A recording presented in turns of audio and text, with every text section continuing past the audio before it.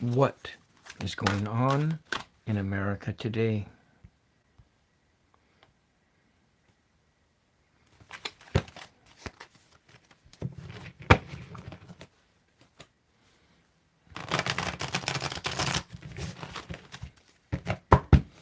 We're using this as an oracle.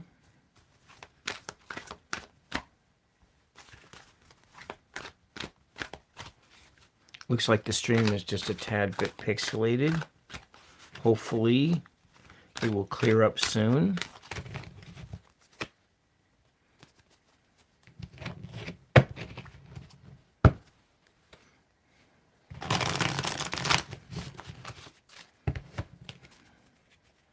I don't really understand why it's pixelated.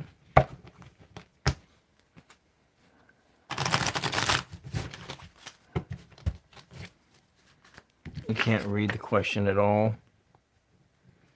It's all just looks like gibberish.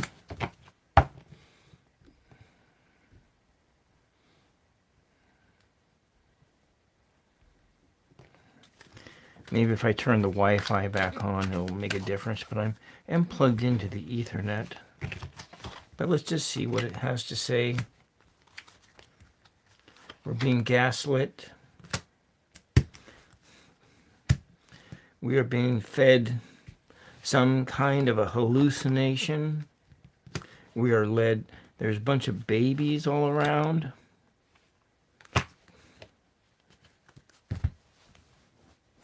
And all these people down at the bar. I certainly hope this clears up soon. I just don't get it. It's 11:11. 11:11 right now. So, lies that give us a euphoria and have changed us all into a nation of babies who butt hurt at the drop of a hat, and then we're all down at the bar drowning our sorrows. America is drowning its sorrows down at Danny's. It's a bunch of babies getting high on shrooms and gaslit by lies. So let's see what else is going on here in America. What is the vibe of America today? So what is going to go on in America tomorrow? What's going to go on tomorrow in America? The stream is starting to clear up just a tad bit. Oh, the deck is starting to talk here. What's going to go on tomorrow in America? It's 11:12. There's 11 people lurking in. So we got 1, 2, 3, 4, and a 5th card. Let's just take a look at all 5 cards, arranged kind of like a star. Tomorrow. What's going on tomorrow? A magician in a tattered clothes is trying to transform us. A magician in tattered clothing is trying to transform America tomorrow. The country is infected by a mind virus. Pills. Pills, pills. Yes, I called you, Miss Angie Burke. Pills. There are pills galore. Everybody's on some kind of a pill, taking a pill to put them into some sort of virtual reality state. The mind virus. A magician trying to trick the people with a mind virus, handing out pills like they're candy, clouding their vision with a virtual reality. And surprise.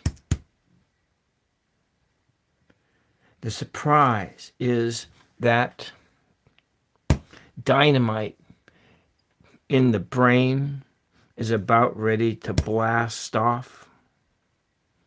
The whole thing is going to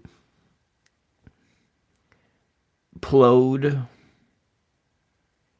The whole thing is going to just come apart any second now. That's what is going to happen tomorrow in America,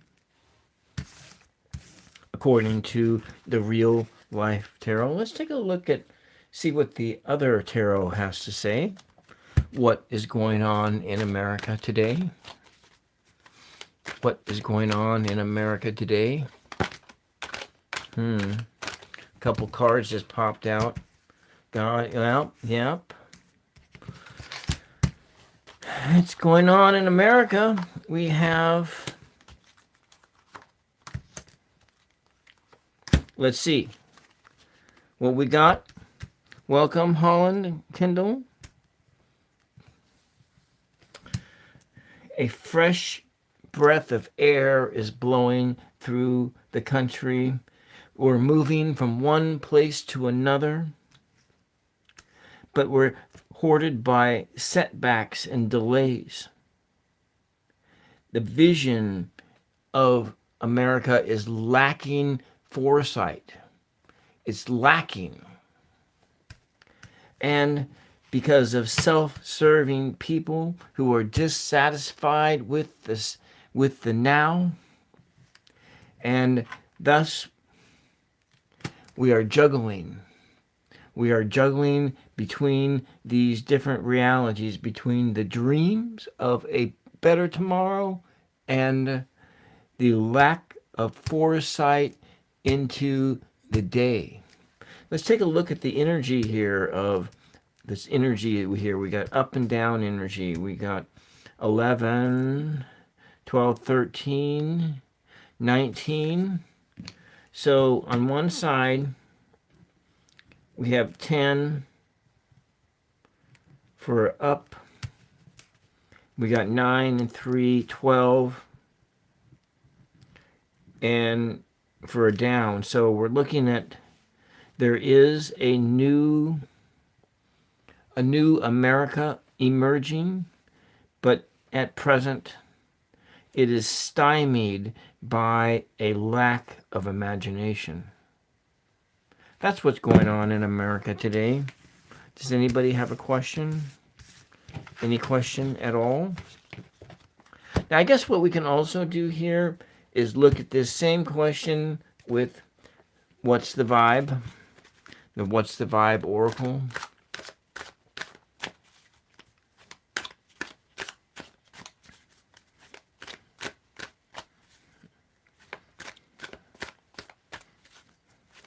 So let's just see what the whole vibe in America is today. What the vibe is in America today. Just give it a little shuffle. Maybe we can write in the cards up like that. The vibe in America is one of hopelessness. People feel hopeless. They are depressed. They are at a loss for words. They are shattered, broken. The reality of America is shattered and broken.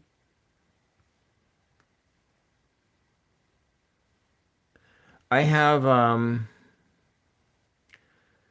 quite a few tarot decks, and I have several oracle decks, but these are the ones that I'm using. So we're kind of shattered, feeling hopeless. The nurturing is out of, so there's a sense of, it's out of whack or being nurtured by something. And what else? We're blocked. So it's all a bunch of bad news is what's going on in America today. A little bit of nurturing.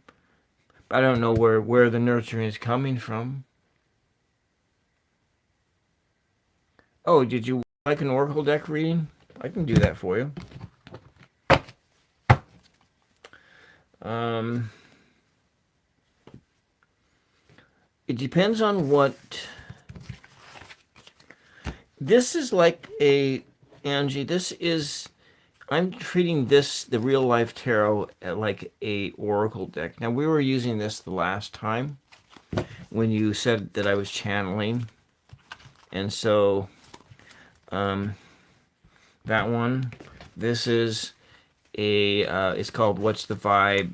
It's sort of a all-purpose oracle deck, but it's fairly nuanced. It's got a lot of more nuance than the other oracle deck I have is totally it's called What's Blocking You. This is mostly a singles and relationship oracle deck. So it just depends on which one do you want me to use.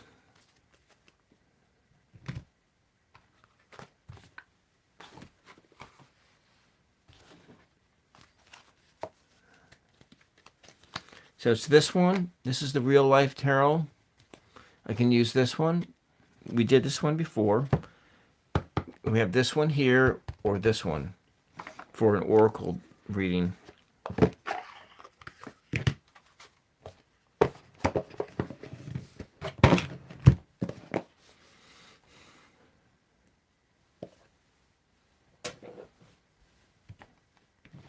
And if you want to think of it, if I look at my my missile, I look at that missile like an oracle.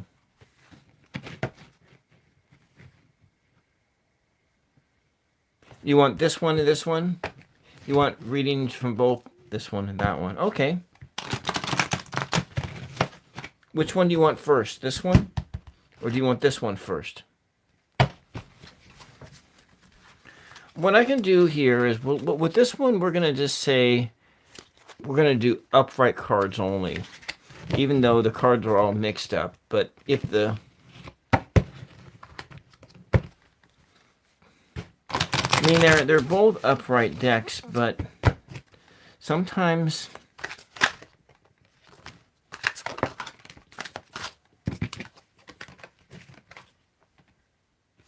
Okay. Mixed up. All right, I'll put this aside.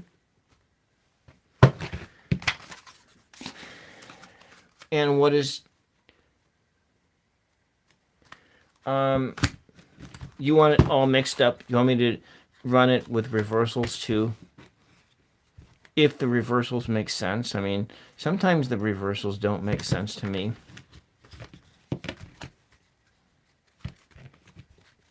Okay, I'm mixing the cards up.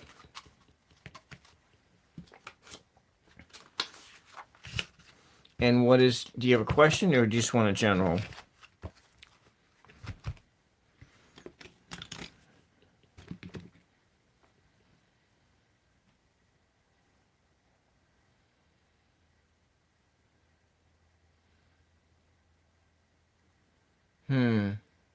Okay. All right, Angie. So you want to know...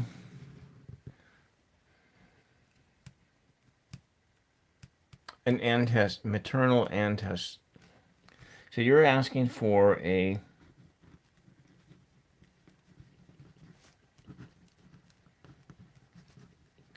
a maternal ancestor message. Okay. You want to know what a... okay, let's do that then. We're gonna put this in here. It's a maternal ancestor message. I'm sorry, I can't talk.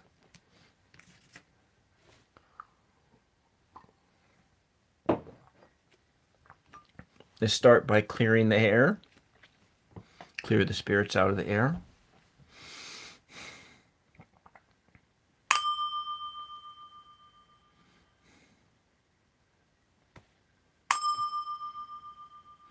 Mother Mary, Angie has a question.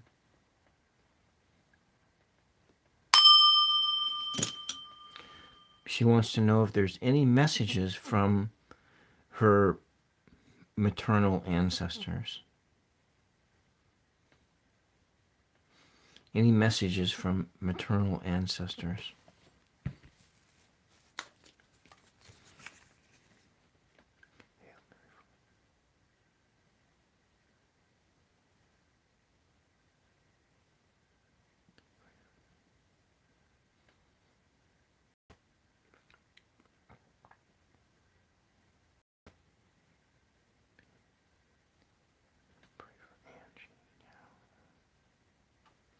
Mother Mary, please guide me in this reading to tell Angie the truth. She seeks a message from an ancestor on her mother's side of her family. Mother Mary, you are my guide. Be with us now.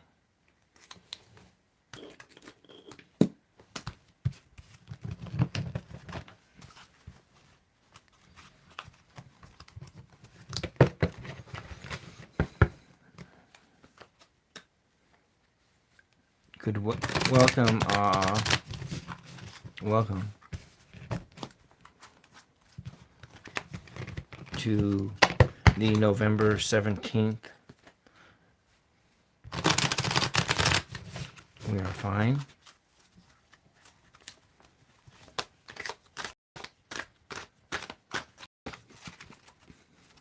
A message from a maternal ancestor for Angie.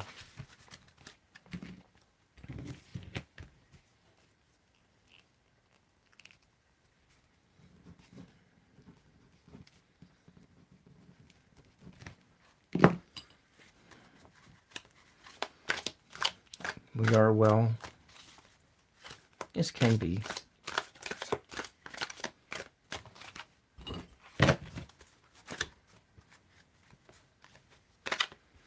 So Angie, I want, so Aunt Valerie or Aunt Gloria. So we're looking for, let me just name these people for message, maternal ancestor message from Aunt Valerie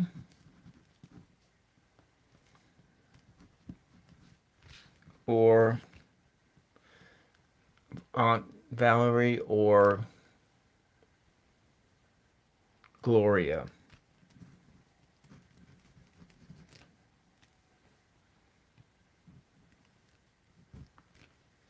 All right. All right, Angie, I want you to tell me when to stop shuffling. Let's have this connection here, Angie, between you, me, and you. One of the cards already popped out.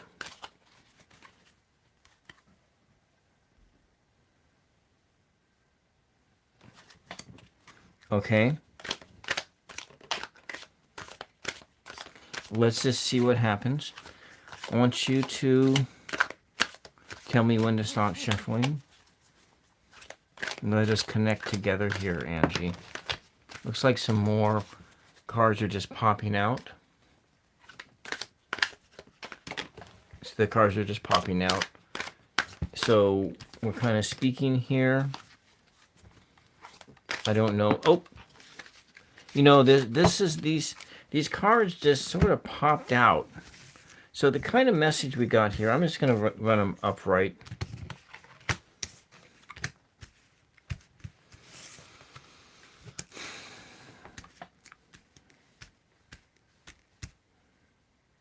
A fear of touch. So probably I'm going to put it as, so if I were to couch it in the terms of a maternal ancestor, I would, my intuition tells me that this is, that they're telling you that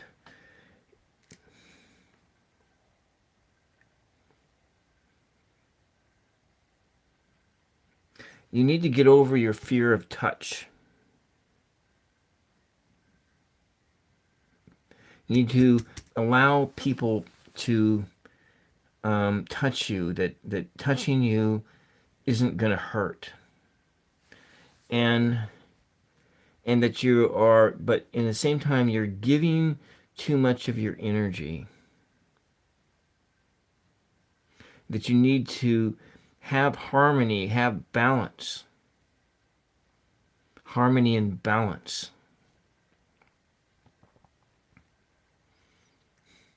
Which is exactly what the numerical number I drew for today's reading was all about. Harmony and balance. It's a need to bring some balance into your life so that you don't get drained out too much. And then there's a sense that, like with the fear of touch, you also have you have guarded yourself. You've put walls up against the possibility of getting hurt. And in this fear of touch, in this being guarded, being out of balance, there's a sense of ambivalence in your life. Wandering down a lonely highway by yourself. Walking the road by yourself. There's people around you, but yet you act as though there are none. Does any of that make any sense?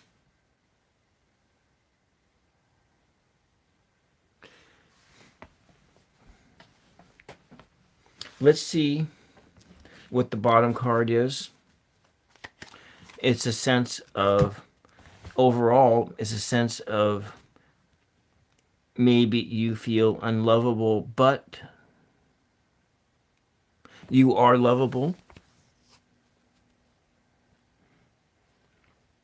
Your ancestors are telling you you need to practice love and practice that you can be loved, that you are valuable, that you are worthwhile, that there is, and you have so much to give.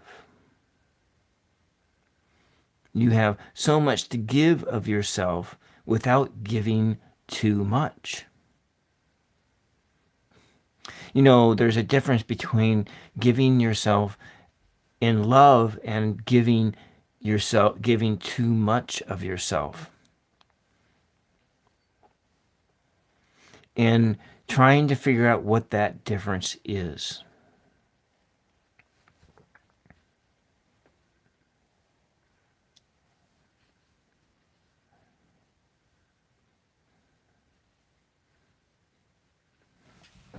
So yes,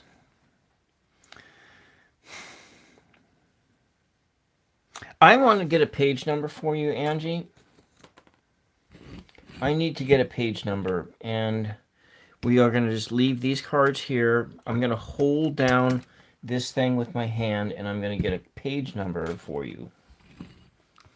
And we're going to be looking into the, this is as an oracle, bibliomancy.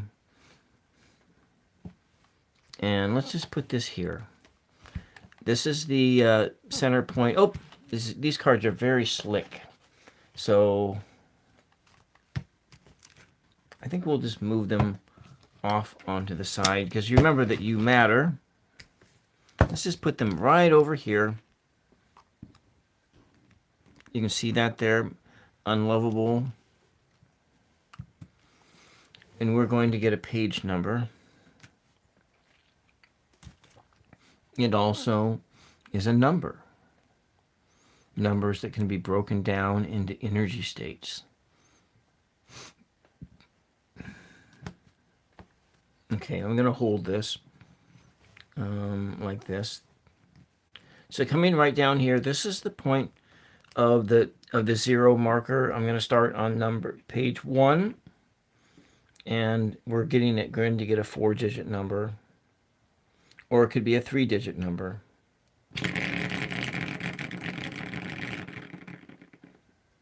So we're looking at the first number is 14.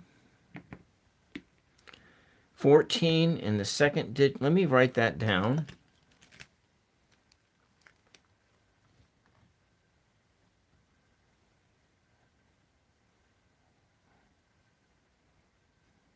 Yeah, I need to have Hershey on my channel. I've been meaning to do that.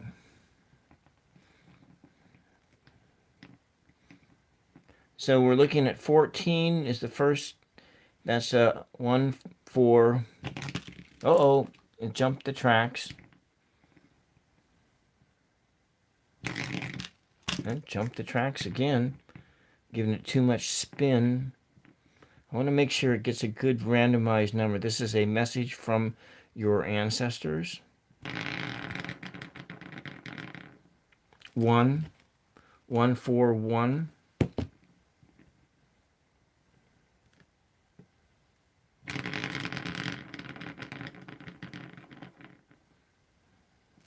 1413. So page number 1413. And we're looking at 5, 6, 7, 8, 9. So the numer value is about finding completion. So the number state is about finding completion, but through a balance of the balance that you're looking for with completion is coming from a state of a 1. And if I'm going to look at this right, if I were looking at, so the state is you're having a new beginning, and you're coming into a place of stability. But then you have to go right back to the beginning again to find your creativity, your self-expression. So it's sort of a jumping back and forth from the beginning to finding your foundation, back to the beginning, and jumping into a sense of how you express yourself, expressing yourself through the number 1, through a beginning, expressing yourself through the foundations of your life and how you define yourself, the 4 corners of your foundation, and beginning. But through all of this, you come into a place of completion. And so let's look at page 1413. And I was just going to read the page, and I'll see what jumps off at me, and then there is what will jump off at you. 1413.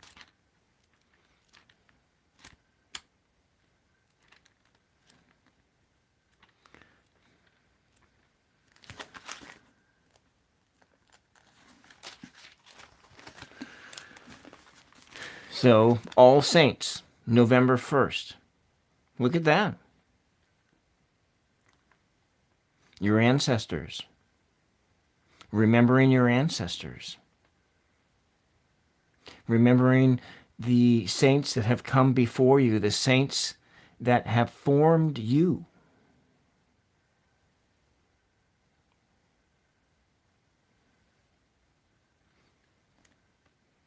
Because if they never existed, we would never exist. They live through us. The saints, they live through us in all of our days, in our hands, the works of our hands. The saints live through us. And make sure that you pray for all of those who have come before you.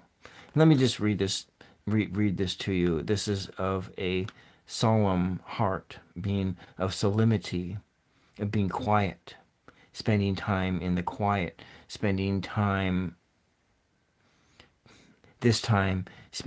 alone.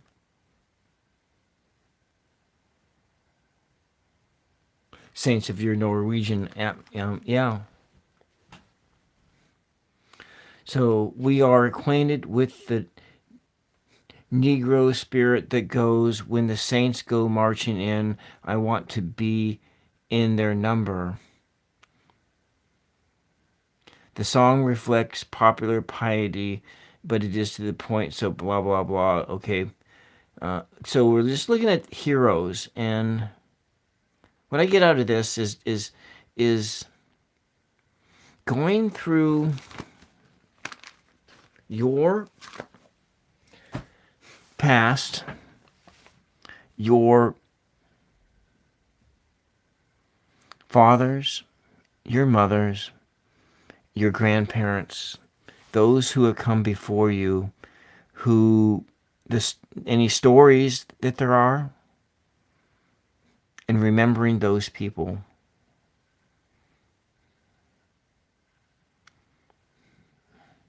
Because they have completed some parts of their journey, and they are there to help. The saints are there to help. All right, I don't know if that has been here before.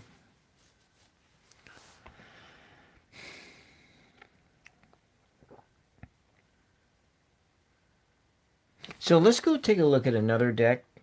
Do you want me to go a little bit further into this, or has what I've shown so far, Angie, has it been helpful?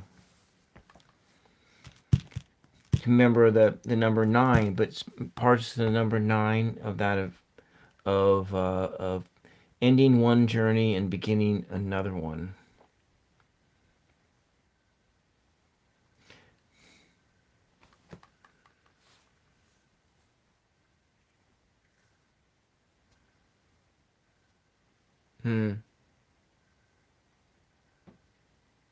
So you know what the bloodline is in your area. Do you have like in your country, Angie, do you have like a hall of records of ancestry? You go plug your last name in. Maybe you go down and you go look at your parents' names, your grandparents' name, and see that they show up, and see what else comes up.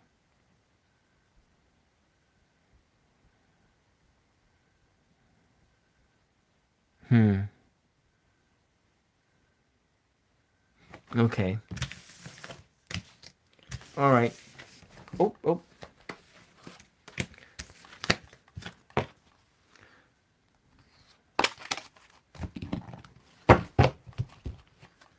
Let's take a look at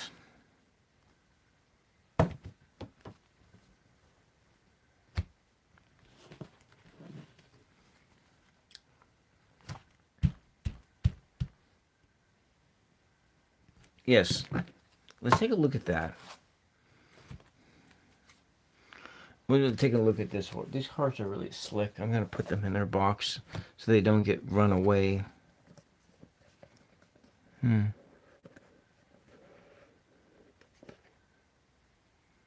Maybe not. Maybe your father's ancestors.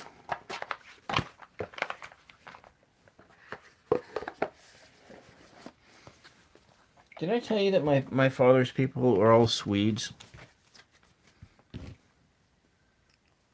Mama Sushi, welcome. So we're going to ask the question now, Angie, is any message from your father's people?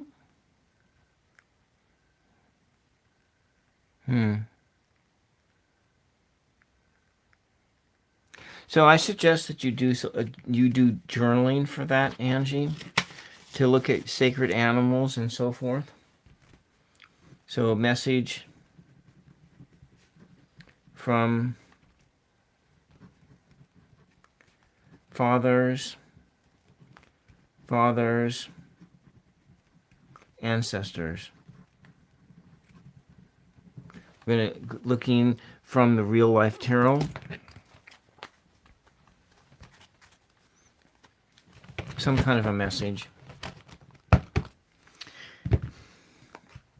I need to recenter myself here. Let's use some centering sound.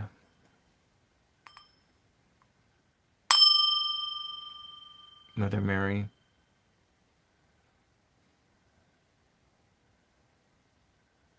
Bring us back here today, to this moment. Angie wants to know about her father's ancestors, those on her father's side who have come before. A message from them.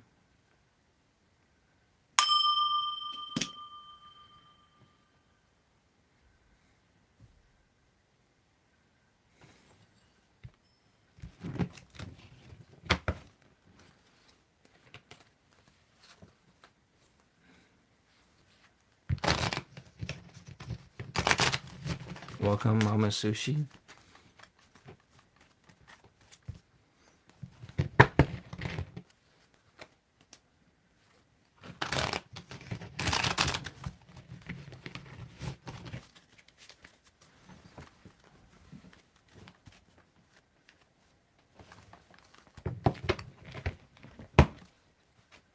Okay.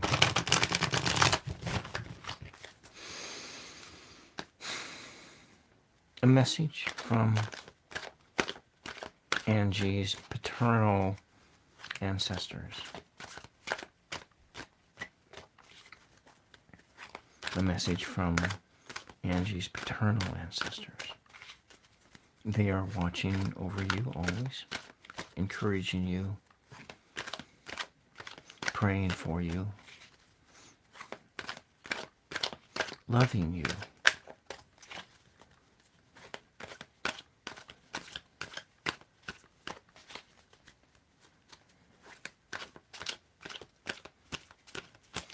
And Angie, tell me when to stop shuffling. This deck doesn't jump like the cards don't jump like they do in the What's Blocking You.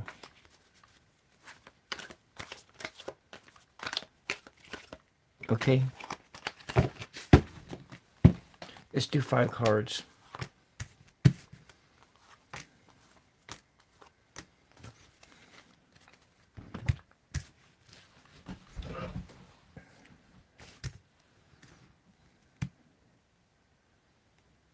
For Angie.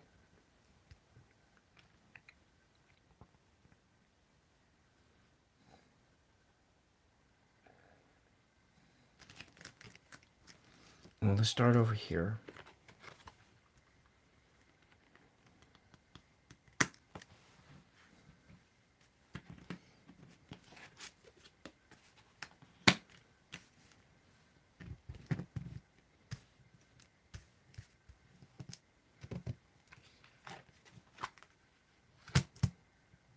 Interesting.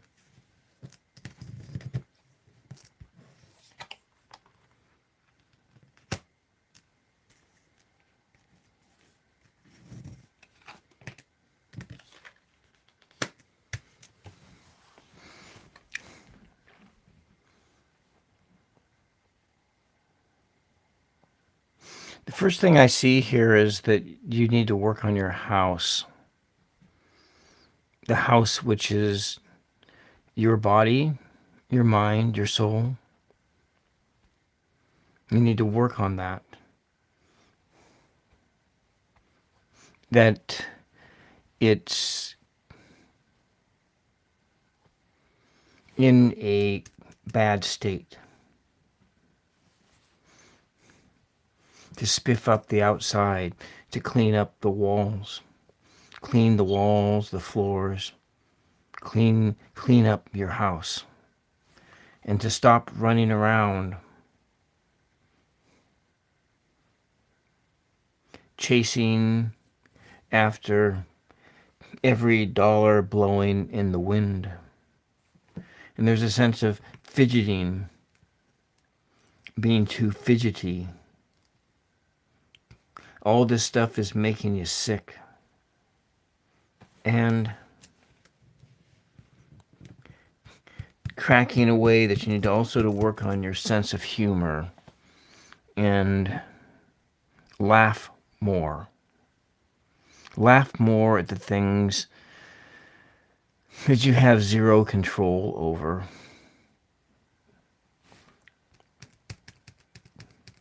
The fidgeting, the distracting yourself, the running after things that are up in the clouds that may not necessarily matter.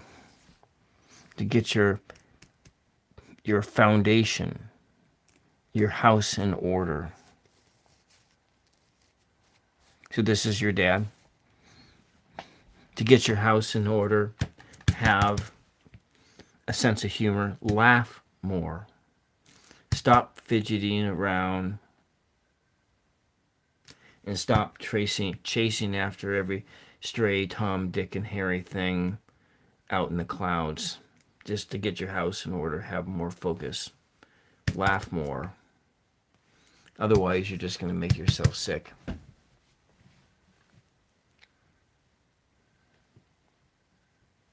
All right?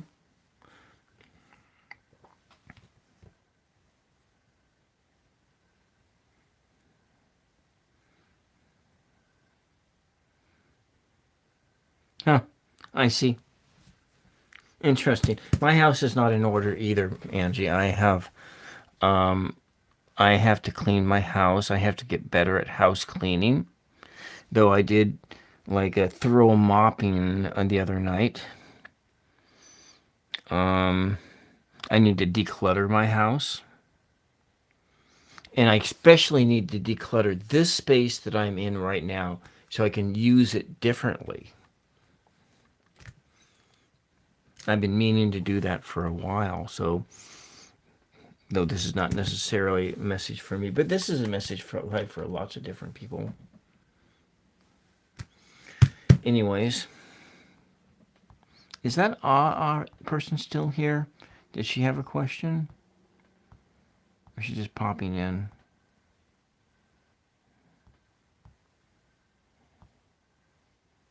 Oh, she just dropped by to say hello. Okay, that's fine. And did Mama Sushi have a question? Yeah. Yeah. Anyways, I hope that made sense. Good. I'm glad that I'm getting better at this. I'm going on Heart and Soul Connected on the 26th.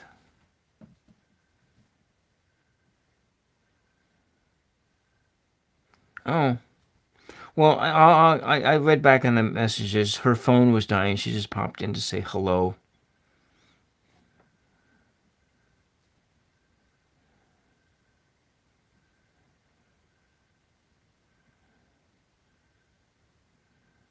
Oh, a new deck. Well, I have a new deck that I am going through slowly. I'm going through it, and it's kind of my devotional deck on Mary Magdalene. This is the card I pulled for this week, the second power, what my soul desires.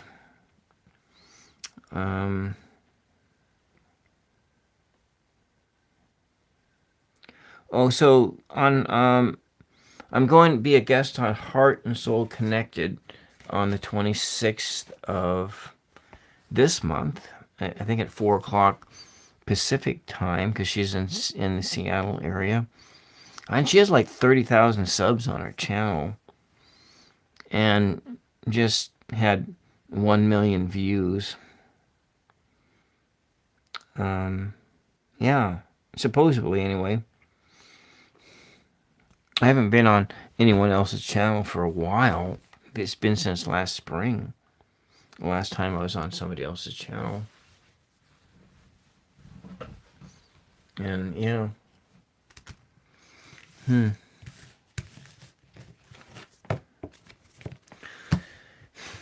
Well, Angie, it may seem that you and I are kind of on a similar wavelength.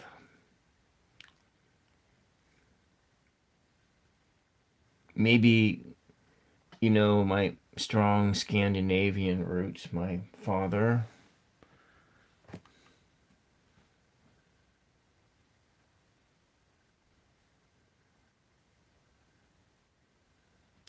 Yeah, heart and soul connect. I'll show you. Yeah. I'm going to go grab a photograph of my father, and I'll be right back. I'll be right back. I'm going to just go grab something off the wall.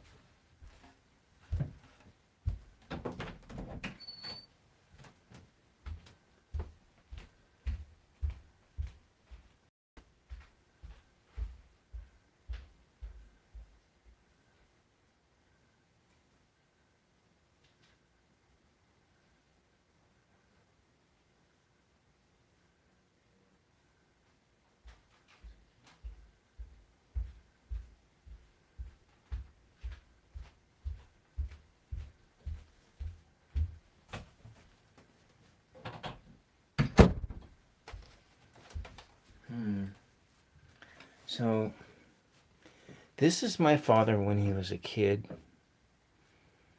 Probably a teenager. And this is my father a few years before he passed away.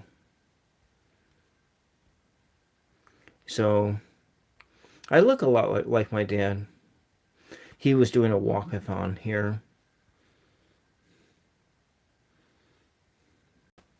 But yeah, we'll put that back. I have some of his ashes in this room too.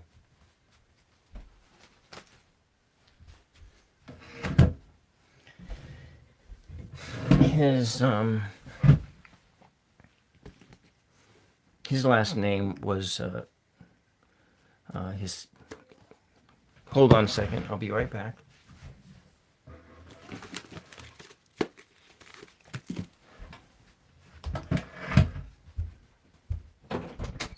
Yes?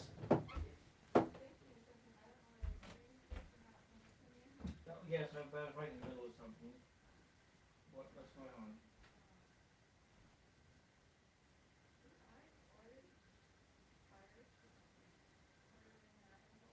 No. Coeur d'Alene, Idaho. Tires? That's your dream.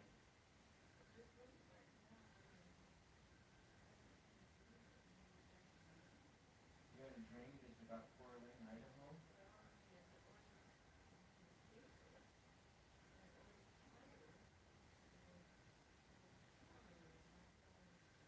I think that must be a dream or a memory in the past. Maybe you ordered them when you lived in Madras. Tires. No. That might be a long, long ago memory. Because the last time we bought tires, there were four tires were like $1,200, and we got them from Les Schwab 2 years ago. No, $9 a piece. They haven't been $9 a piece for a long time now. Maybe in the 80s. But I'll put your CPAP machine back on. You had to have dreamed it. All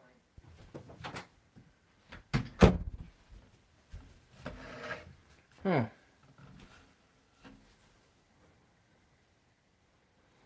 Peterson, not Svensson. I had some Swansons in my background. All of my father's peoples were Swedes. And they came between the 1890s and the 19 teens in two different wages. One of my friends who's also a Swede said that in the time that they came, that there was a war between Sweden and Finland in like the 1880s, the 1890s, and that's where there was a lot of waves of immigration that came in from America, because people were either avoiding the draft or they just didn't want to get involved. Svensson, Severson. I have one first cousin left that lives in Sweden. He's like first cousin once removed.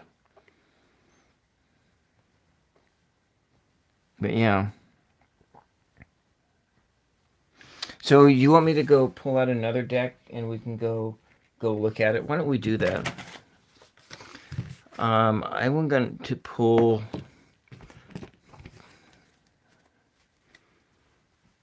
I haven't actually looked at that deck since. Let's go put this in this box. I like this deck though. I'll put it in a box here.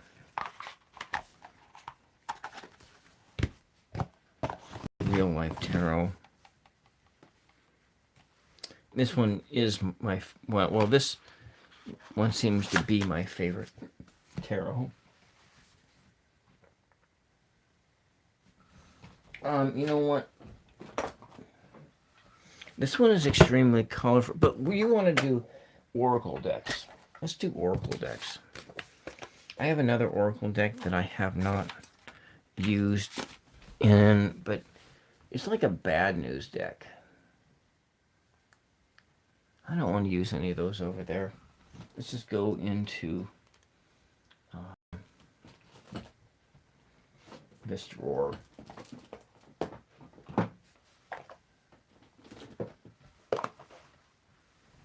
Anything else? Arrive Tarot, maybe that one. This cards are still sticky in that one. Okay. All right. Well, I'm gonna do it then.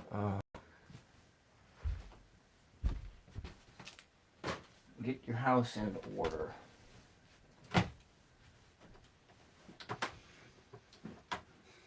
Okay. I hit the camera. Sorry. This is the first oracle deck.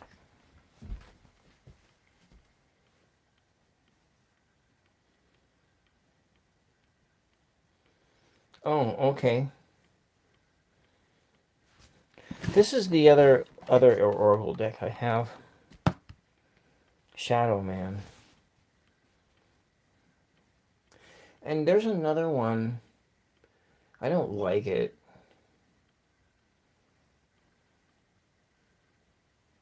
It's a Lo Scarabeo one. It's kind of, you getting your house in order. Yeah. The other deck, it's kind of a tarot deck, kind of an oracle deck. It has an extreme, to me it's like the story Dante's Inferno. You have an early ultrasound. Yeah, one of my nieces is having a baby tomorrow. Or it's going to be a C-section. So good night.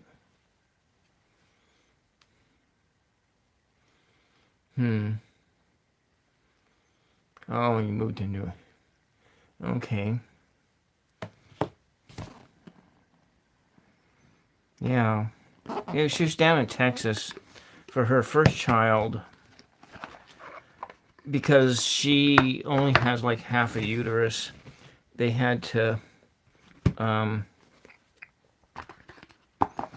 when they did the induction or whatever they were to do to try to get the baby to come early, they were all getting ready to go do the procedure when an administrator came down and said, stop.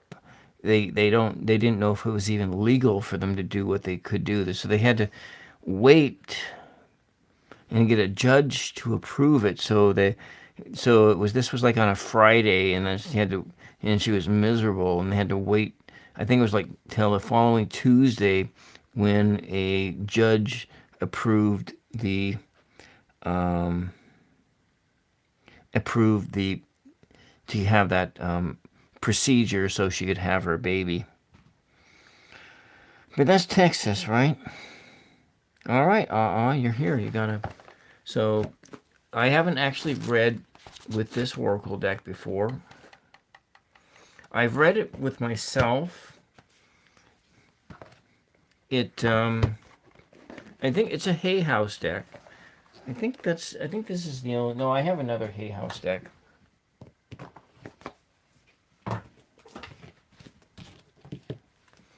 Wisdom of the Oracle.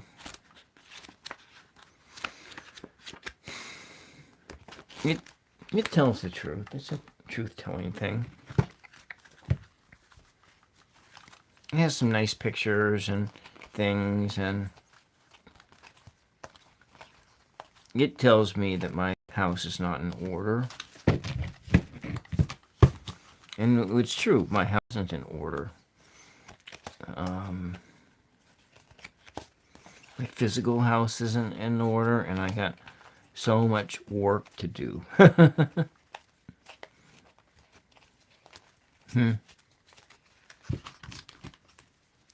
Oh, you're in Wisconsin. Oh. Why did I think you were in Norway, Angie? Yeah. Well, you know what? I'll tell you something here. Tarot and Oracle. Here, I'm just going to flip the camera around. I'm going to flip the camera around, and we'll just take a look. Nothing is in order. Let me flip the camera around. And we'll just sit in here and hang out a bit. There we go. I didn't shave again, just like before. Last time I did this, I didn't shave today. Hi. So, anyways, if we're looking at what was I talking about? Having your house in order. Oh yes, this was what it was.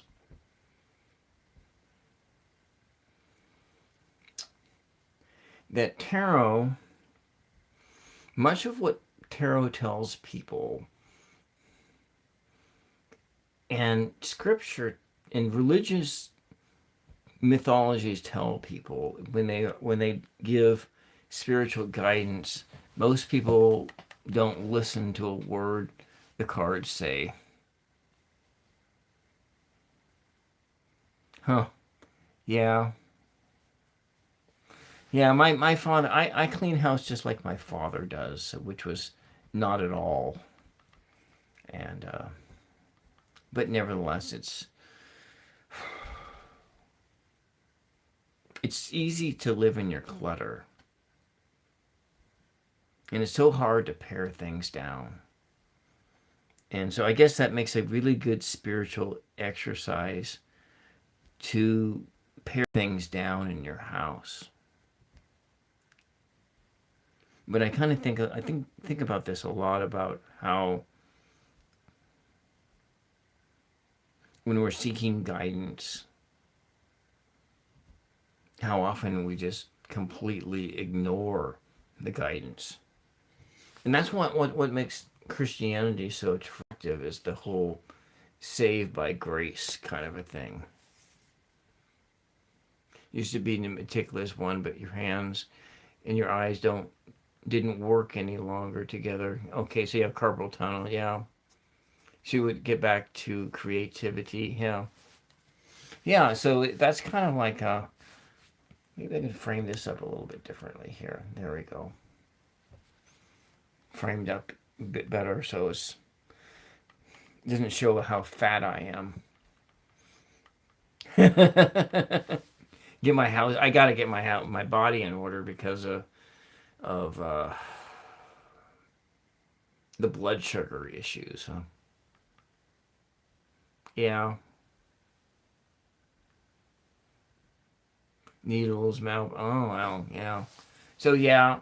Yeah, so my A1C, I am right on the border between pre-diabetes and diabetes right now. And so I gotta like make some massive changes, like get more exercise and stop eating cake and work on my diet. So your bones are not healing in the area of your surgical site. Menopause, okay. Yeah. And then you are in like chronic pain and so forth. Yeah. Yeah, chronic pain sucks. I don't have, I just have like chronic migraines. Food is a luxury these days. Yeah, well, yeah, it can be.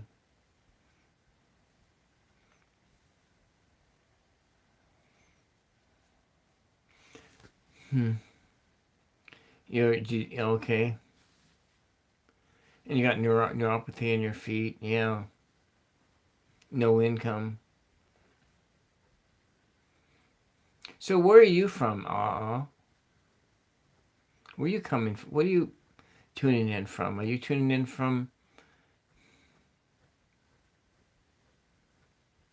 hmm, from Asia? Okay.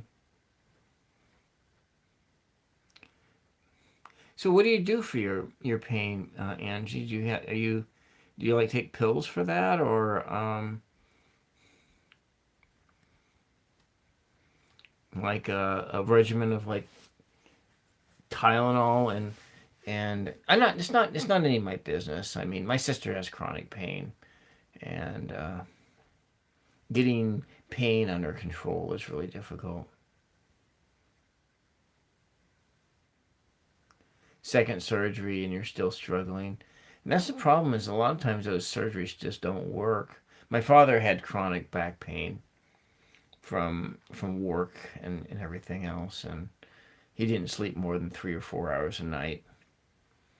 Wake up and go lay down, and then he'd wake up, and then his leg would just be hopping up and down, pop, pop, pop, pop, because it was just like a restless leg. But then the neurological damage he did, So that so does that work? Is um hmm yeah. So that whole thing of the fidgeting that kind of really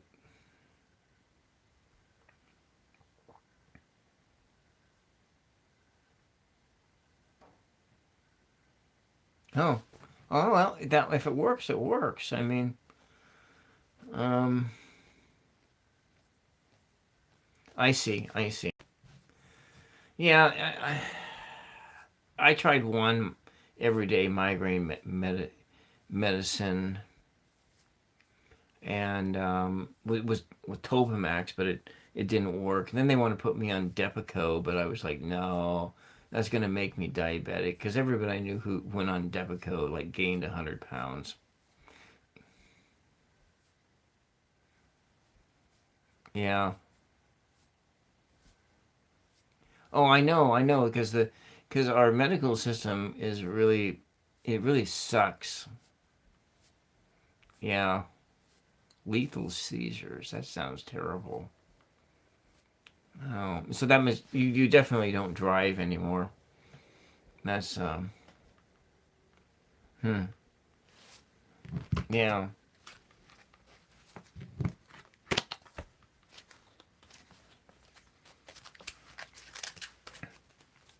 Maybe I'll pull this deck into use. The cards are kind of sticky. I don't like how they're sticky. The insurance sucks, yeah. Well, the doctors, yeah, that's true. The insurance companies too.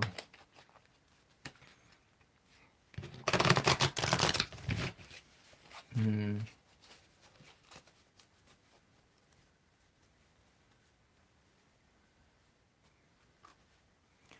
Yeah, so well, insurance won't pay for the weed. That's for certain. Unless you have to pay for that out of pocket.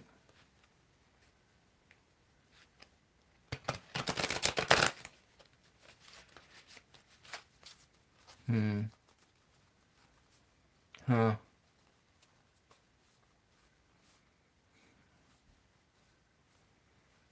Hmm. No. How old is your dad, Angie?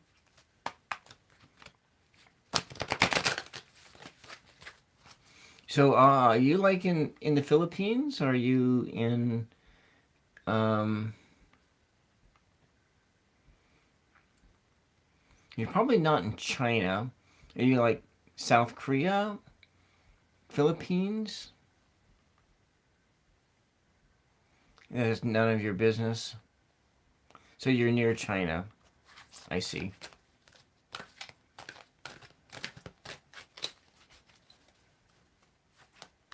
Near China.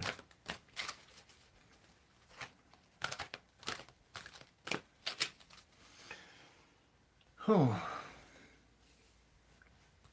I should wear a tie when I do this. Turn the camera back around like that. But the red on that gold background looks pretty good, I think. One of my past girlfriends said I look good in red and gold. Red and gold is the color. Near China. Let's see, what is near China? We'll take a look at a map there. Asia.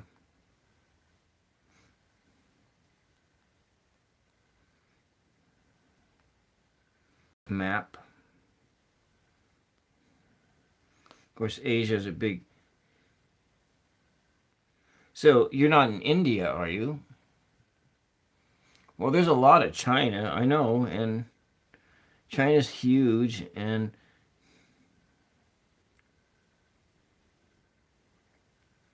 I don't know, for some, no, the Philippines, that's something I think, oh, you're in Hong Kong. Oh, hmm, Hong Kong. When I bend my head down, you can just see how much hair loss I have.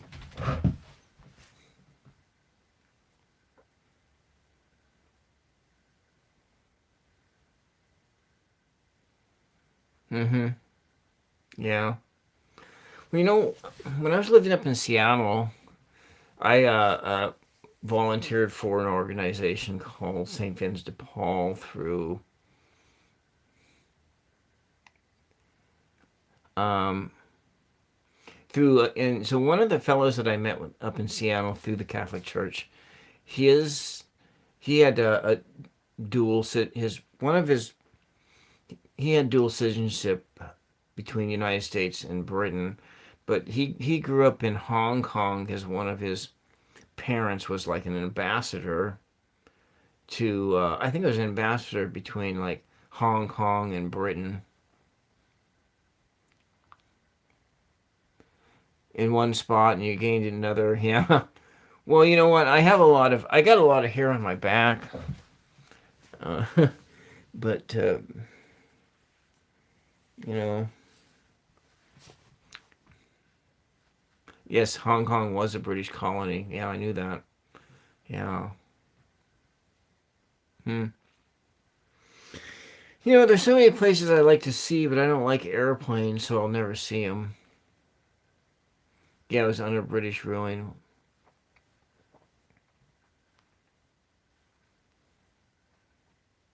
Yeah, I think that when that happened, I think that I don't know. Oh, I should know that better than. I mean, I kind of remember that too, but I don't remember when. I think it was probably like 100 years ago or so.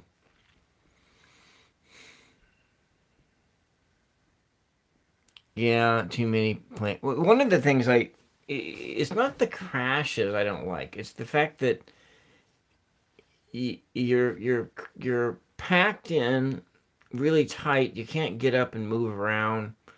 You know, um, there's no like real walking to be done on. So you're 27 years now under China. Yeah. So what is that like? What is? We hear in the United States, we hear nothing, we don't hear anything good about China. We don't hear anything good about China, but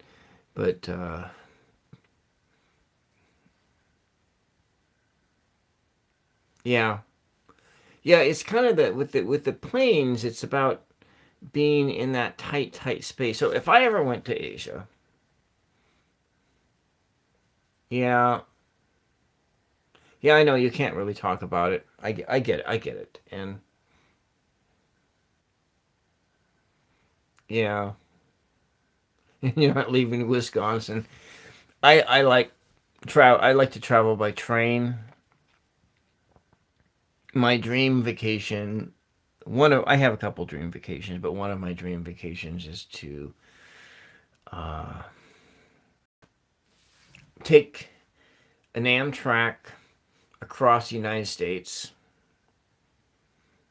and then up the eastern seaboard and then come back through Canada and then loop on back down.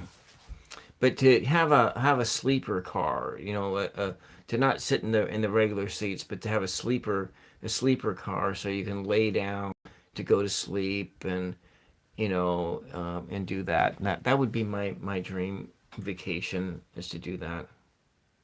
So that's going to be reality to hypothesize. Yeah. Well,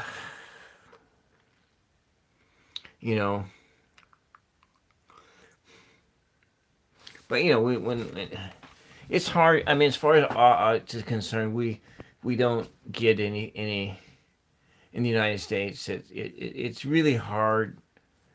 Yeah, you can ask a question. What kind of question you want to ask?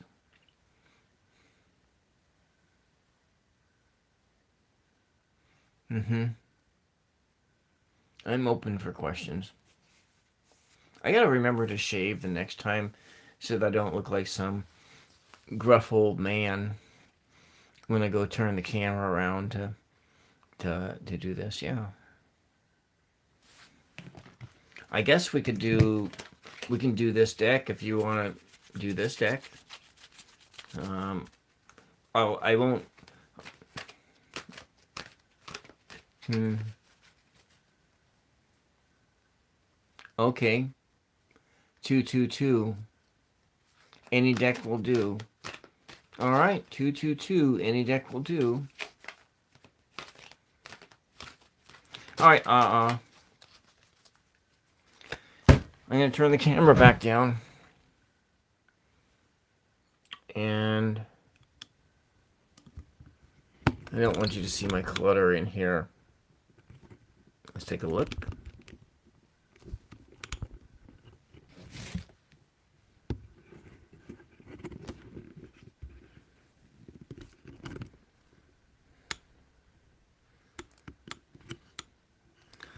One of the things I can tell you, and this is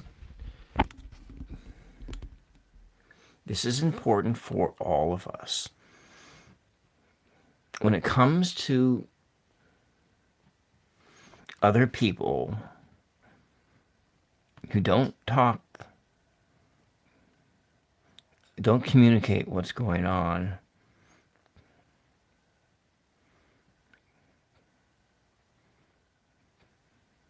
we tend to spin illusions and lies in our head. Human beings tend to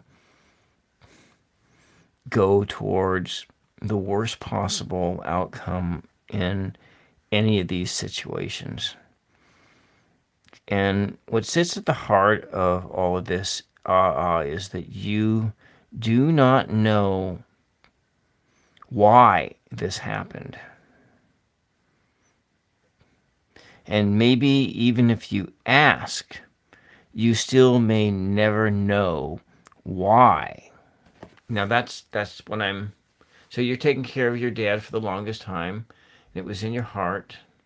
And so you're just thinking towards true and feeling and then she's manipulative. I have one of those. I have my sister's kind of is manipulative too. And so your relationship with your oldest sister and you had a huge argument. So does your sister I want to ask you a question.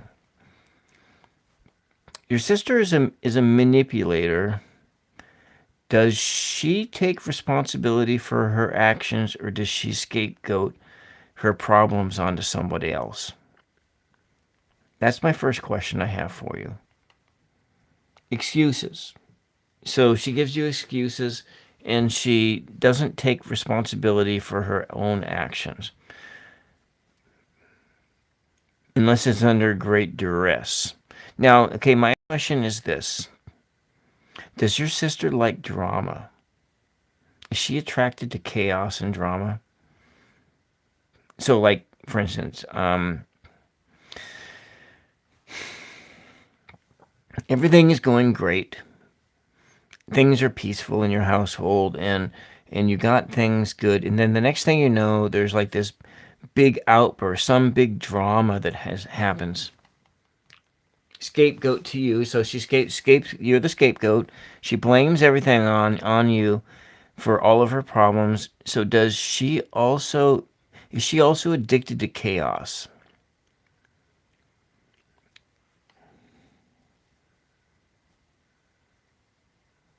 Okay. Okay, I see. I know exactly what my siblings like that too. Yeah, and so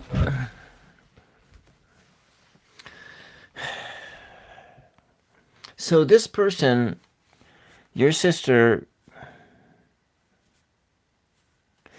probably will never tell you the truth. And so your sister is probably a person who is also making up the reality as she goes along. And so her own reality. Now, maybe what we want to do is find out what is it exactly are you what exactly do you want to know here? What are we speculating on? I want to know what we're speculating on because that's basically what we're looking at doing. You want to know what is in her heart. What are we speculating on? So you're not really sure.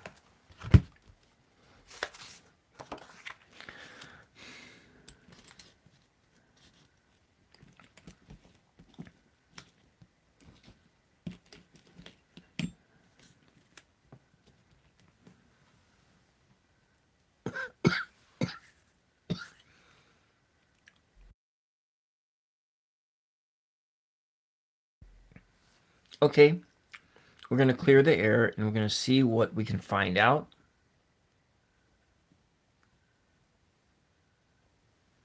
Says things.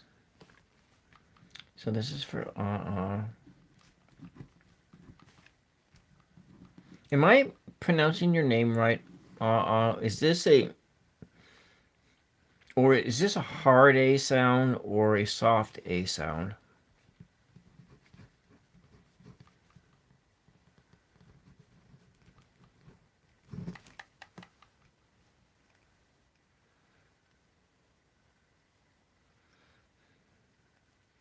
Yeah.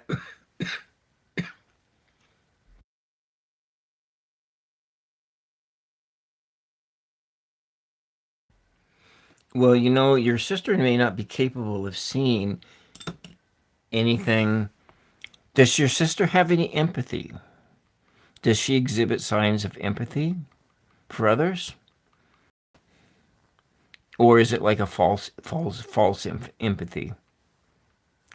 So do you feel like when you're talking to your sister, do you feel like she's lying to you all the time? That's what I want to know because this is a when you really just interact with her, do you feel like she's lying to you?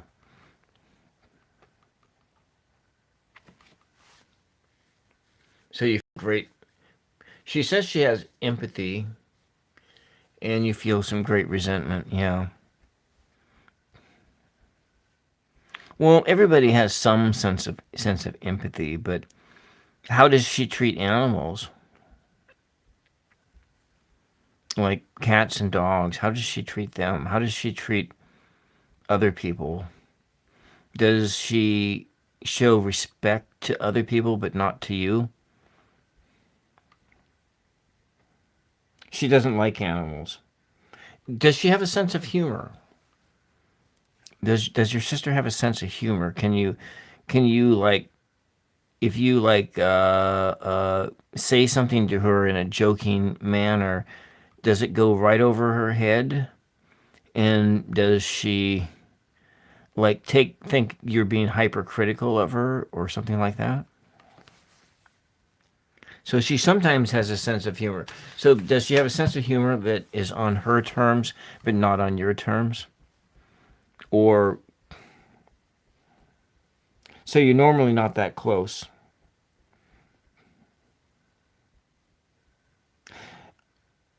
If I were to venture in any advice to you at all before even looking at cards,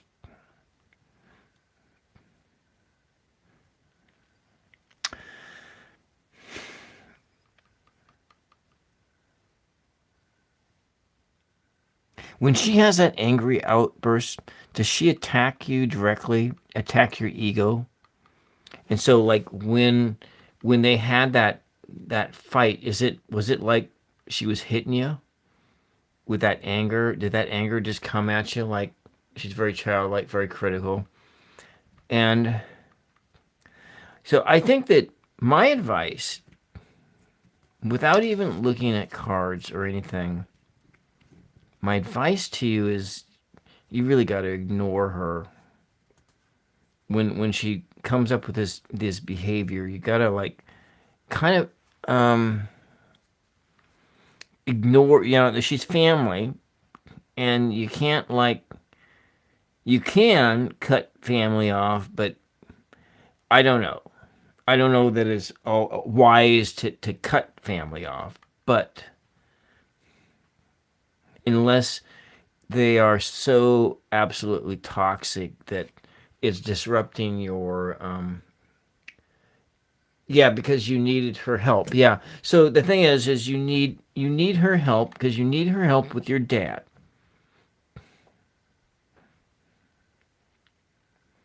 But your relationship with her is completely toxic, and so it's best that you keep her over here, and it's best you do this. And so she refused and played dumb. Just don't ask her for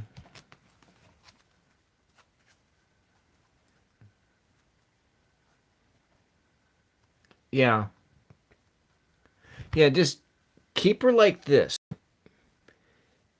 And when she has those angry outbursts, try to let them pass right around you. Pass right around you. That's kind of what you got to do. You got to somehow do this with your enemy to get her to, yes, and you really tried. And her, it is too much, and I understand that because you're probably passive like I am. And so the best way to do that is to try to keep them over there as much as possible. And try, and yeah, the pressure is too much. Yeah, and then also being,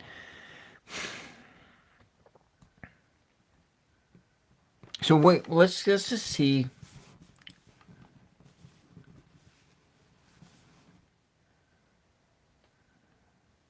I don't even know what kind of question to ask, because I like have this whole thing.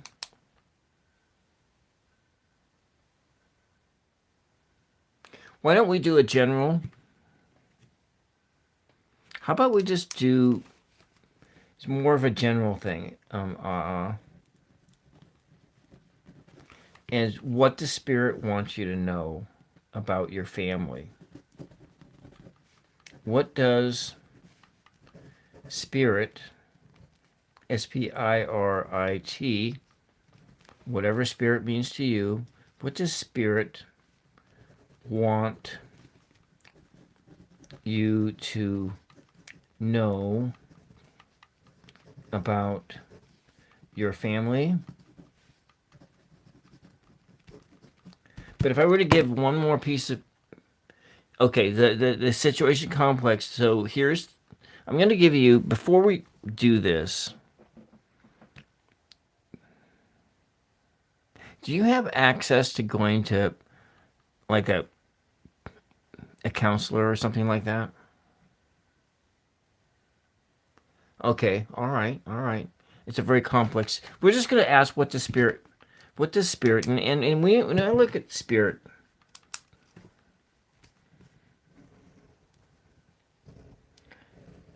this is kind of a nebulous thing in what spirit means in this sense. You know,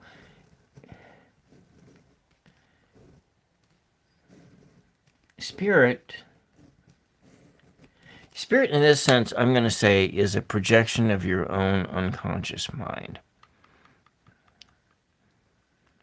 I don't think that this is how what we're I'm just kind of going kind of technical here.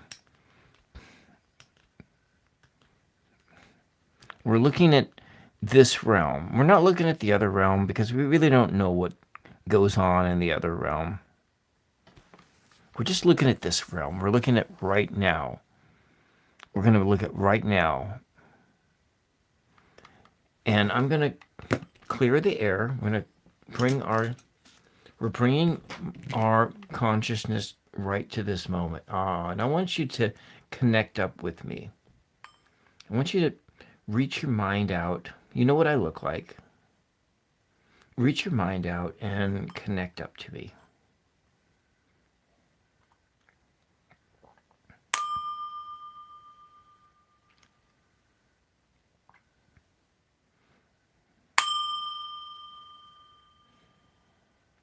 Has a question. Mother Mary. Has a complex family situation going on and seeks guidance.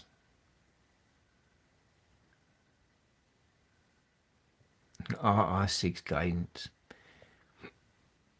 Let us look at this oracle deck first for guidance and to see what spirit, whatever that means, has to tell us.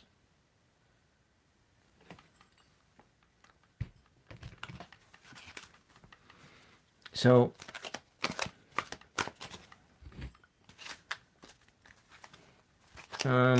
this is a both ways deck, but we'll just go up. Okay. Let's just mix up the cards.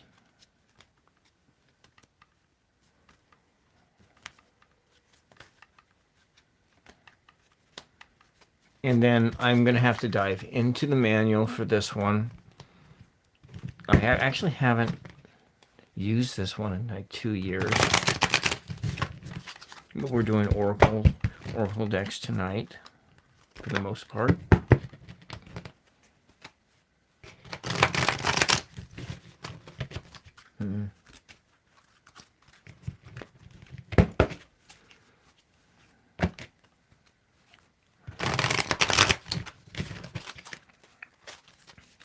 Okay, I want you.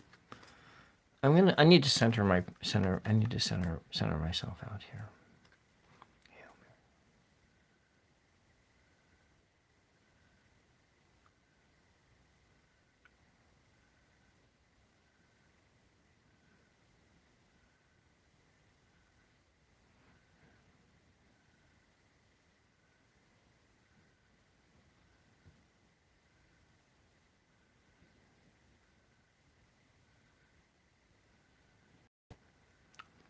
Mother Mary, guide us right now.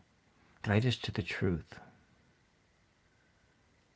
Wants to know the truth about family, how to navigate through that, through these complexities of interpersonal relationship.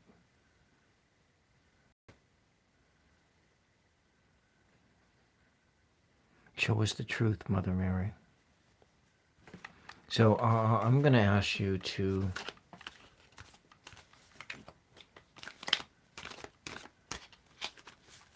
I want you to tell me when to. Oh, looks like a card popped out already. When to stop shuffling.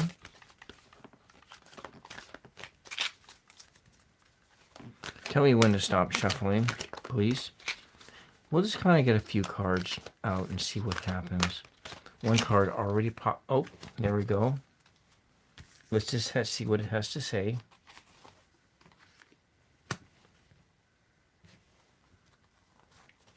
I don't know if this is going to make sense or not.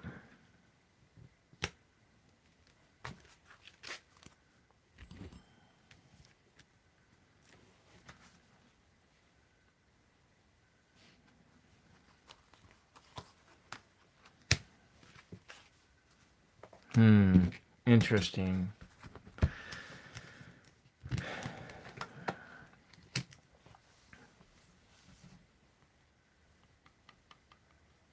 If I were just to look at the pictures, you are in a place being stuck between worlds. A world of shades of gray and a world of colors.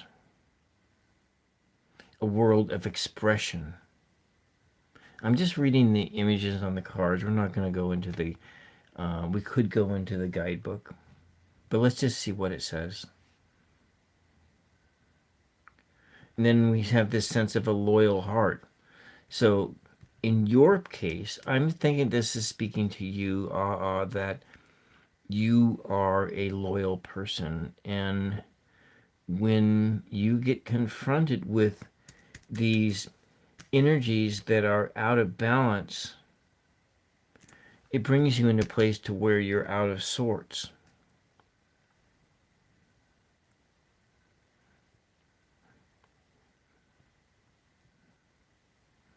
Stuck between two worlds, your world and the world of your sister. And being a loyal person, it is difficult to navigate into a world that is out of balance. And then there is this sense of this fork in the road, that you could choose other ways to go.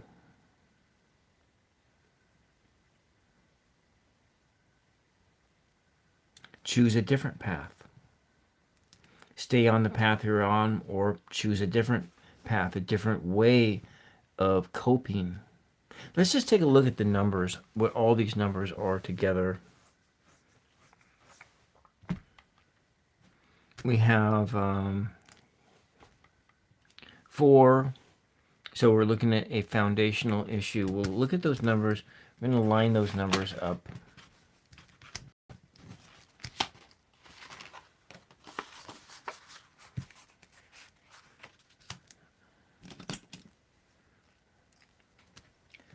One,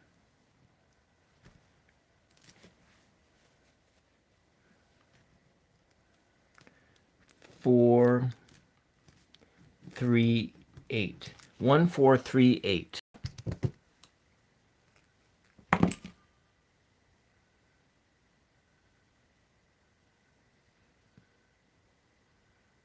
One, 4, 3, 8. Let's look at page 1438 and see what. That's actually really near the page I drew for Angie. 1, 4, 3, 8. What page did I draw for Angie? It was 1, 4, 1, 3, 1, 4, 3, 8. Interesting. Let's see what 1, 4, 1, 4, 3, 8 has to say. 1, 4, 3, 8.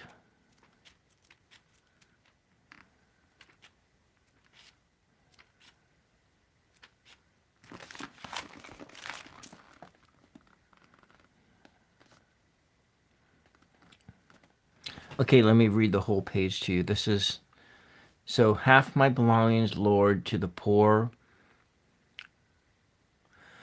If, let me go back a sentence or two. Okay, Jesus entering Jericho, Jesus passed through the city. There was a man there named Zacharias. the chief tax collector and a wealthy man. He was trying to see what Jesus was like, but being of small stature was unable to do so because of the crowd. So we're looking at feeling small inside, feeling as though you are unable to see above all those around you and not being on equal footing. He ran out in front, then climbed a sycamore tree, which was along the Jesus' route in order to see him. When Jesus came to the spot, he looked up and said, "Zacharias, hurry down. I mean to stay at your house today."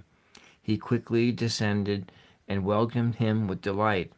When this was observed, everyone began to murmur, "He has gone to a sinner's house as a guest." Zechariah stood his ground and said to the Lord, "I give half my belongings, Lord, to the poor. If I have defrauded anyone in the least, I pay him back fourfold." Jesus said to him, "Today salvation has come to this house, for this is what it means to be a son of Abraham. The Son of Man has come to search out and save what was lost." So a sense of feeling small, but being able to overcome that by changing your perspective. So I feel like, 14:38, 5, 6, 7, 8, 16, 6, and 7. So it's a total energy of like 7, but that's a total energy. But then we're looking at a 7, that's 15. So we're looking at like a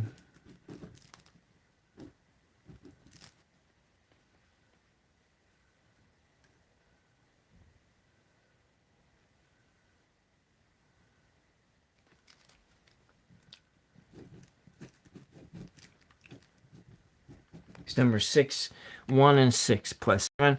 But the 7 is, there's a sense of being stuck here. You have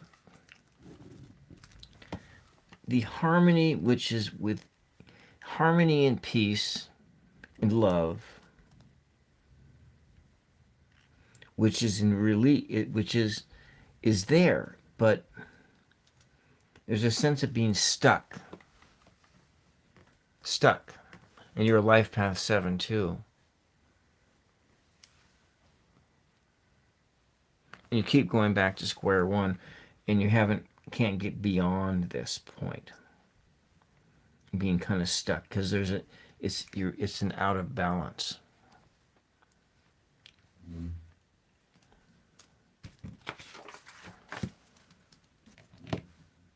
Let's see what we got here.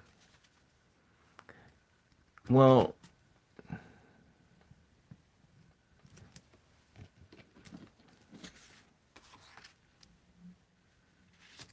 so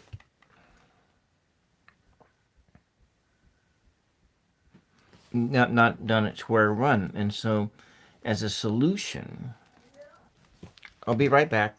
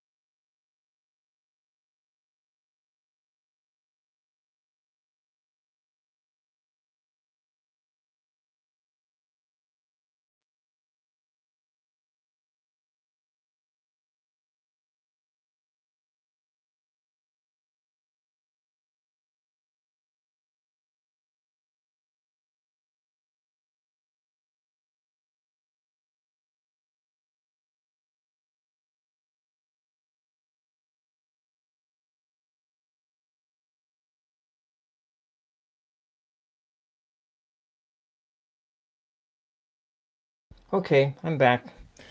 My mother has some pain in her hip, and so she needed some pills for that. So where was I? What we have here. So what you need to do, in the sense of that perspective shift I was talking about, fork in the road, but to try to imagine something new for yourself. Juanita, welcome, welcome. Oh well, I came back, so I just came back for a second, and I'm back here. So let's go look at what the guidebook does say about this. And the number 20, we're looking at, is rebalancing yourself. It's we have the yang that's out of balance,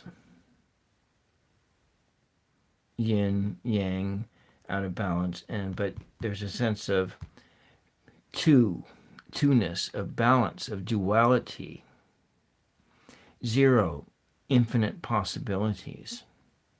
So you do have infinite possibilities. Now I don't know what this means. I mean,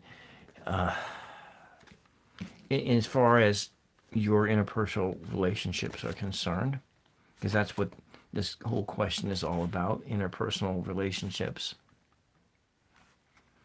Number 20.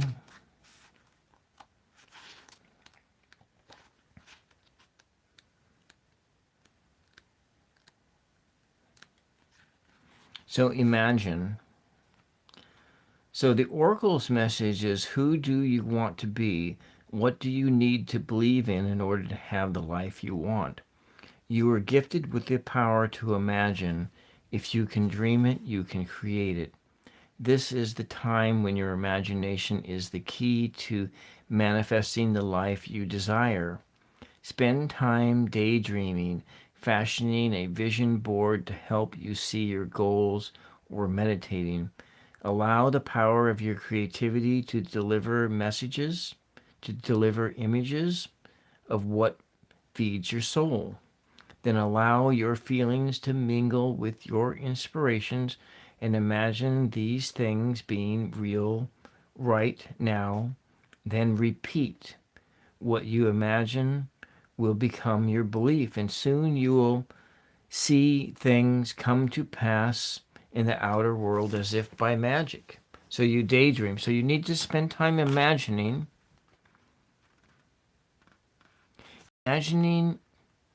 your life differently.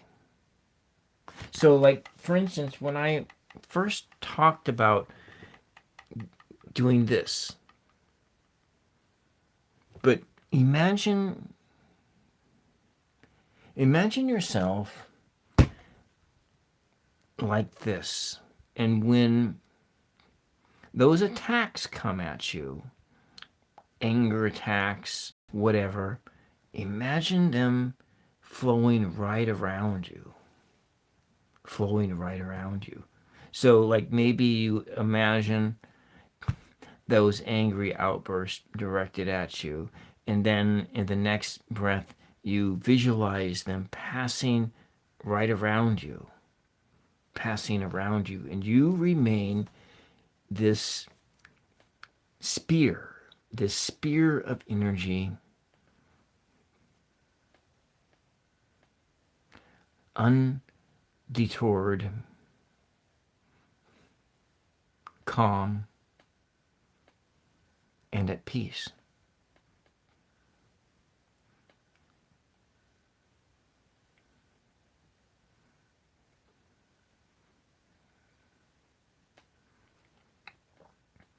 Do you have like any? Are there any like Buddhist temples in your area that you can go to just to be at peace? Any like monasteries that are open to the public? Any places like that, or gardens, or some places that you can go to.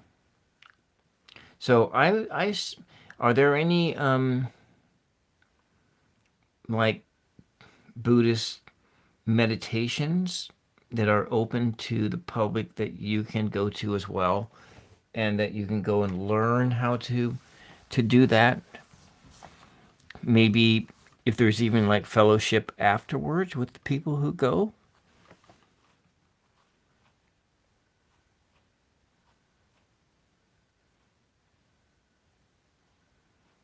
Yeah. So no Buddhist meditation. Oh yeah. Do be careful of that rage. Yeah. No Buddhist meditations. Hmm.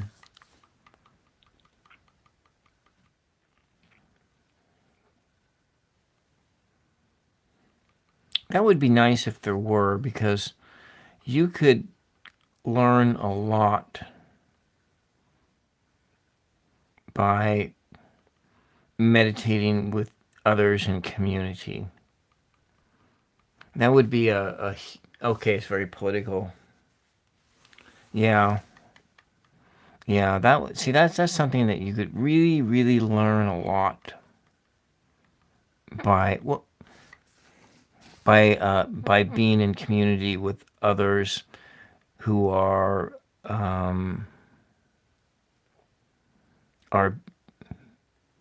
doing that a contemplative prayer or meditational prayer. Yeah.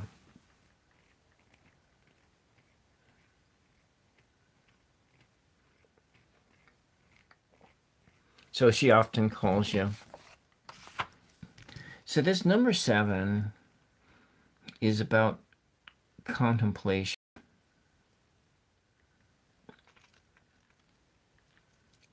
And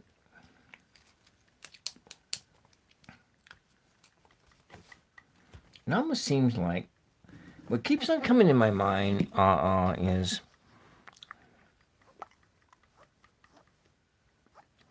family counseling. That is the thing that keeps on popping in my head is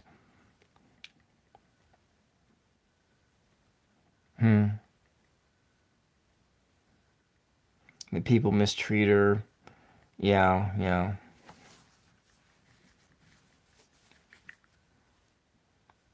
Yeah. You can do that, yeah. No family counseling, but that would be that would be really helpful, because she it sounds like she would never consent to it, because she's spinning her reality and your reality are completely different. And it sounds to me like her reality is always changing like this.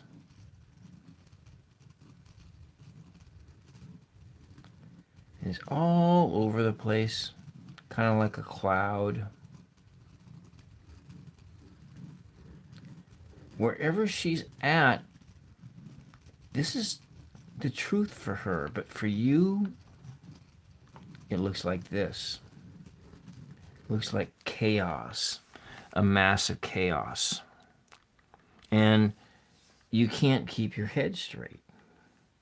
You get stuck in between these worlds. It confuses your loyal heart. Your heart, wisdom, and loyalty. It confuses you. But she's spinning around and around and around. Everywhere she goes, everything is the truth. It's her truth. But for you and for everyone around her, it's this big cloud of chaos. Yeah.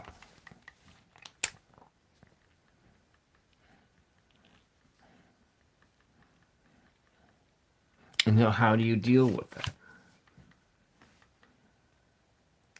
You have to. What the spirit is telling me with these cars is you need to imagine a new, different reality. That's what it's telling me. and you have that sense of that being small, and then you are gaining a different vantage point by climbing this tree to look at this situation differently. The Oracle of 1438.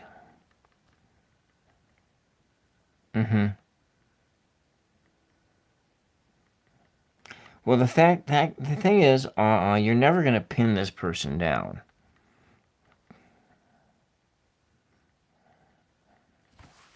You know, you're never going to pin this person down. They're not. They won't take responsibility for or own their problems, own their issues, and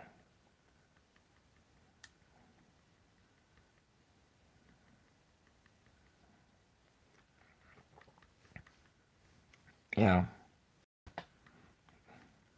And I think that that's just the way it is. So you can't change her.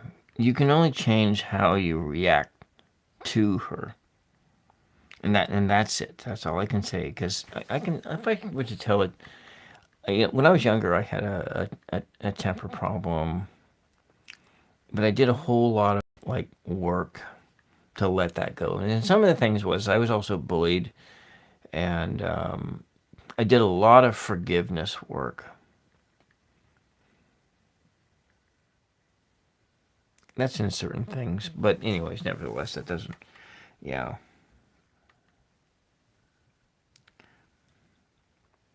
I don't know if this message here, if it was even remotely helpful. I hope that it was, but I guess what essentially the essential message here is you can imagine a different reality, and you need to work on trying to change your perspective. You try to keep everything for her dad. I see.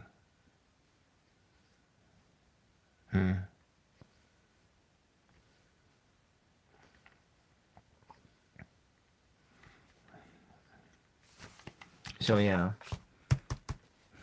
7. And then you're the one who's keeping the peace, keeping the harmony. 1438. Strength. So let's look at 1438 differently. I'm going to look at 1438 through the eyes of Major Arcana cards.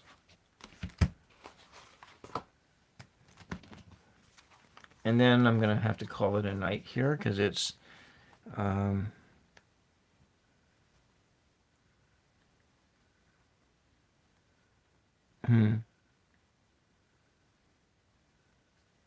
well, maybe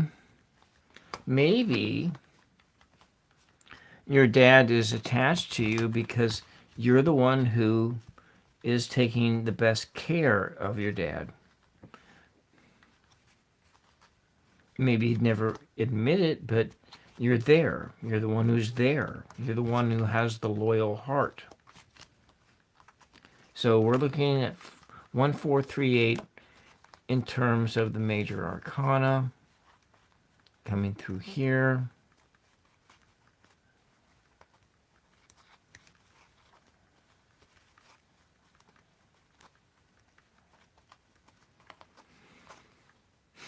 I probably just blew right past it.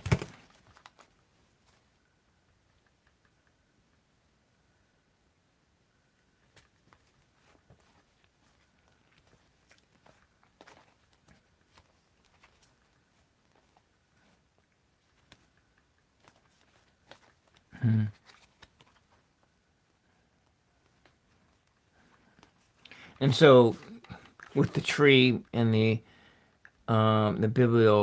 page 1438, this was what the message was. It was about changing your perspective.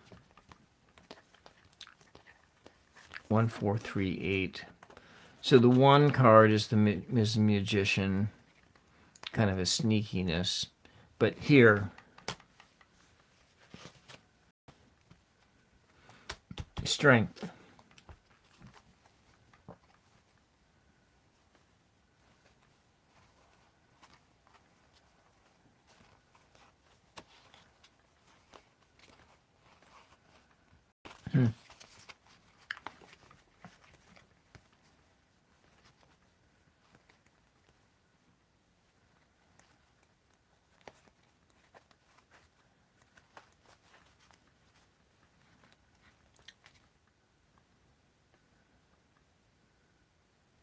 You know, this is the 4 you need.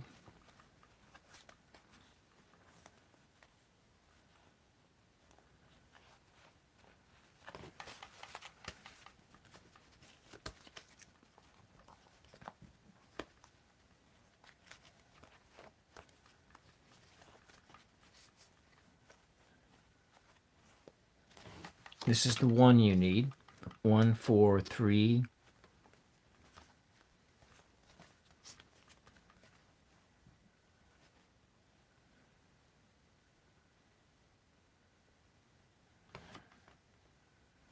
There we go. This is when I'm getting a sense of what this energy is. It's 1430 for you right now.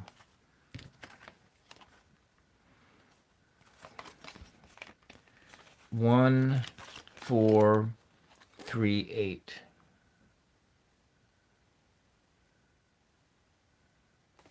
Well, you're welcome. So, strength through patience. And so you look at this image of this beast that could tear you apart at any time, but look at the strength to tame this beast. This is the strength of your number, this number for you. And then the 3 in it is that of partnerships and forging unities and forging unions or treaties with others. So maybe it's a celebration thing, but it also, in a sense, for you,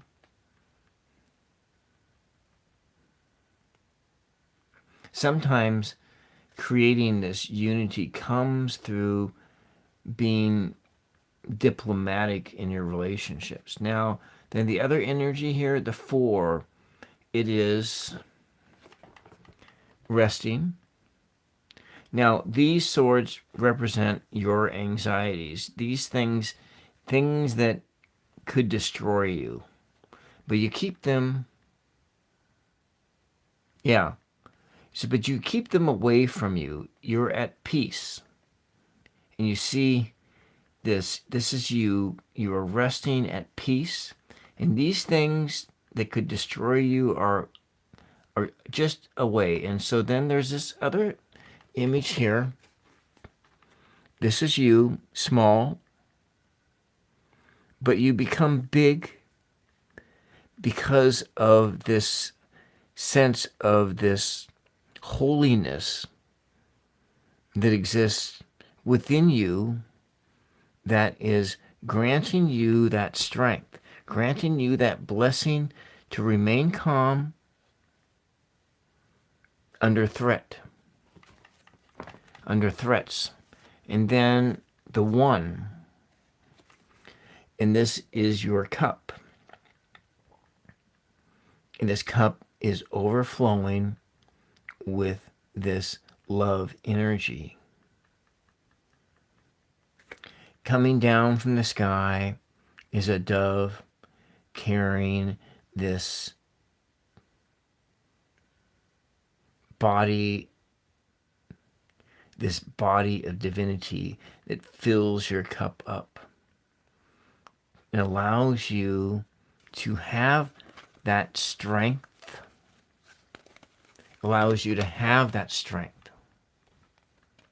The love is flowing out of you, but this cup allows you to have this strength to tame this beast, to keep those spirits at bay, away from you, keep them away from destroying you, and for giving you the wisdom to forge those alliances. Anyways, that's all I have for you. 1438.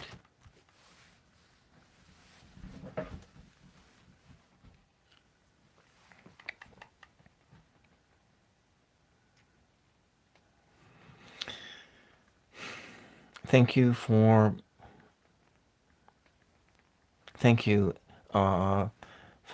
allowing me to read for you.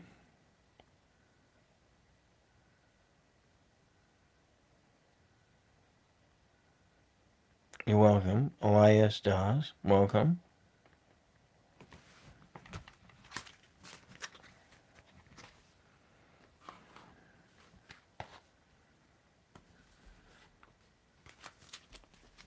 Thank you for popping in, Elias. It's not Elias, it's oh.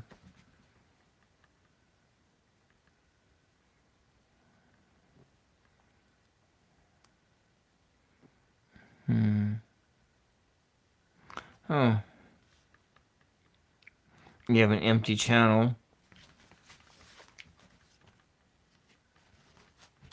Okay. Just gonna put this over here.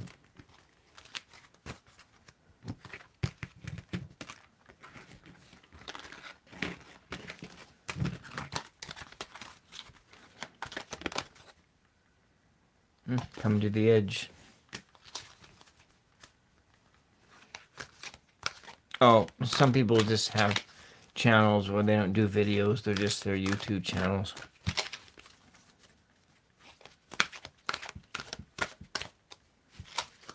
Come to the edge. Let's see what that says. Come to the edge. I was talking about somebody that popped in here. 36.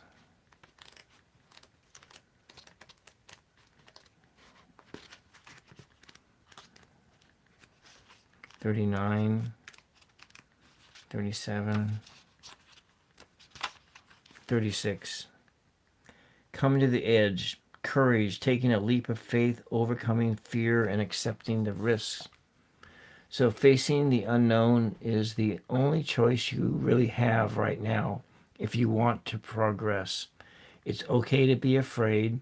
Now is the time to take a risk that is not calculated, to feel the exhilaration as you ready yourself to take a leap of faith.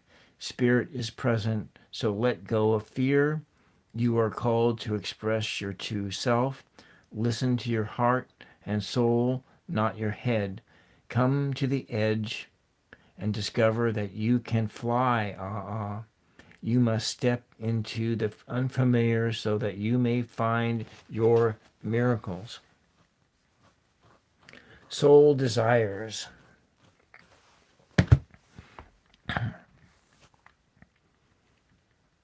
All right, well, I'm going to call it a night. Thank you very much. Thank you, everybody who pushed the like button.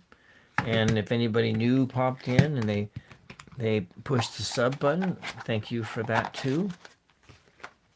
I'll be back tomorrow, probably.